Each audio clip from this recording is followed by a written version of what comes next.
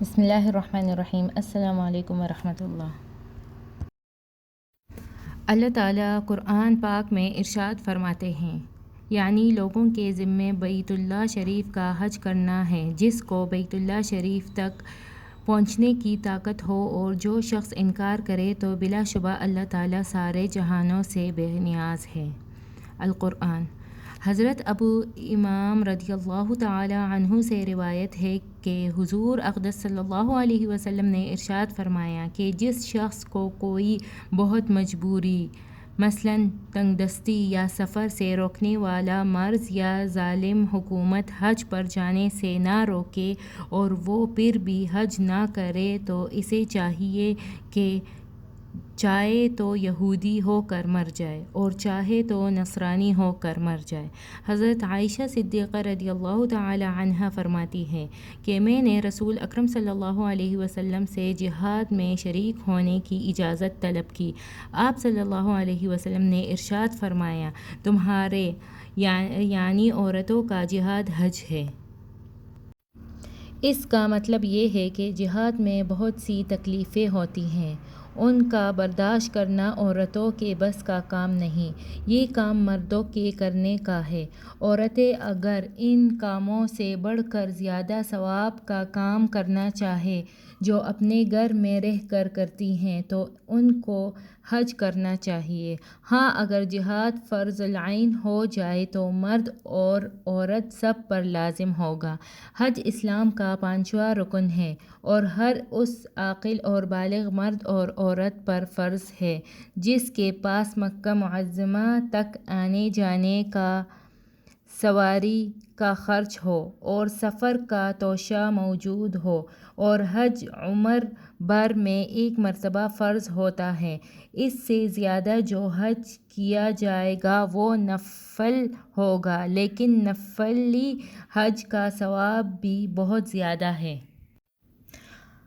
حج فرض ادا کرنے میں جلدی کرنی چاہیے۔ بہت سے مرد اور عورتوں پر حج فرض ہوتا ہے لیکن دنیا کے دھندوں اور اولاد کی شادی کے جھمیلوں کو بہانہ بنائے رکھتے ہیں اور حج کا ارادہ ہی نہیں کرتے۔ پھر بعض مرتبہ رقم ختم ہو جاتی ہے یا موت آ جاتی ہے اور زندگی بھر حج نصیب نہیں ہوتا اور سخت گنہگار ہو کر مر جاتے ہیں۔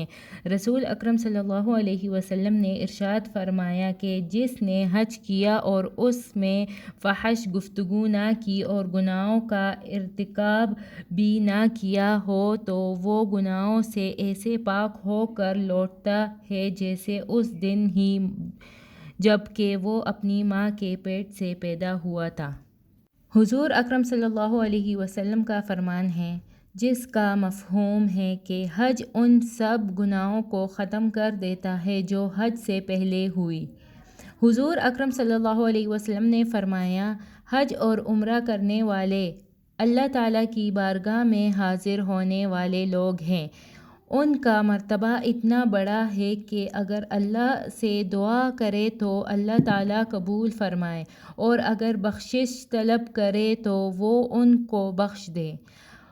حضرت ابو ہریرہ رضی اللہ تعالی عنہ سے روایت ہے کہ رسول اکرم صلی اللہ علیہ وسلم نے دعا کی، اے اللہ، حج کرنے والے کی مغفرت فرما اور جس کے لیے وہ بخشش کی دعا کرے اس کو بھی معاف فرما۔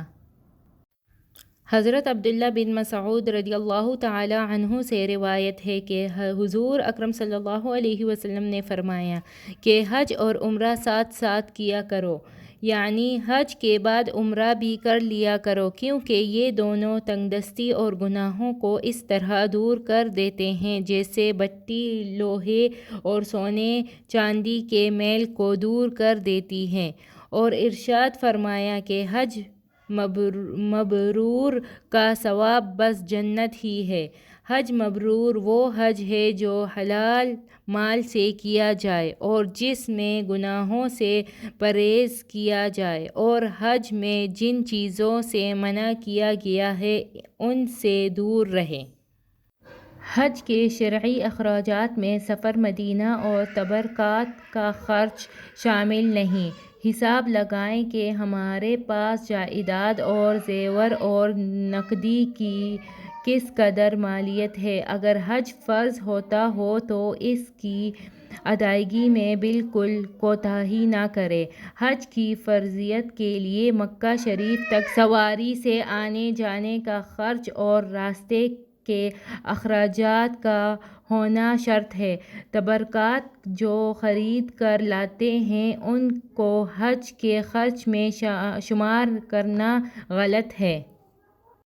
بلکہ روایت کے مطابق اگر مدینہ منورہ آنے جانے کا خرچ نہ ہو اور مکہ تک آنے جانے کی طاقت ہو تو اس صورت میں بھی حج فرض ہو جاتا ہے۔ البتہ معلم کی فیس اور وہ اخراجات جو حکومت نے قانوناً لازم کر رکھے ہیں ان کا خرچ حج کے خرچ میں شمار ہوگا۔ اگرچہ بعض ٹیکس ایسے ہیں جو حکومت قانوناً وصول کرتے ہیں ان کے بغیر چونکہ حج کے لیے روانگی نہیں ہو سکتی اس لیے مجبوراً ان کا خرچ بھی حج میں شامل ہوگا۔